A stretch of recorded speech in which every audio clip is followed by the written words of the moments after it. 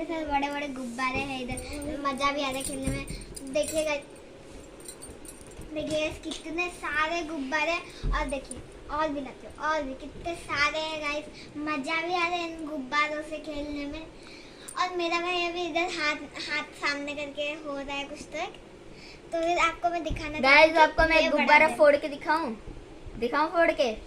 ठीक है गाइस, फोड़ के दिखाते हैं एक गुब्बारा। हो गया। और भी बड़े हो सकते हैं ये। नहीं तो फिर देखिए कितने से बड़े बड़े बैलून्स हो गए। अब हम आ गए, ये बहुत सारे बैलून्स हैं, हम कभी भी खेल सकते हैं, फट भी जाएगा पता भी नहीं चलेगा। कल हम वो सुबह उठ के देखेंगे फटा हुआ मिलेगा। बैलून से तो कोई उम्मीद ही नहीं है, छोड़ो ही। कब फट जाता है कब जिंदा रहता है पता नहीं। गाइस एक बात बोलूं, जिंदगी में बनना ना गुब्बारों की तरह बनना।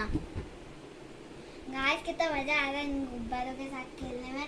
मैं तो रोज खेलूंगी। ये रोज जिंदा बचेंगे तब ना खेलेगी।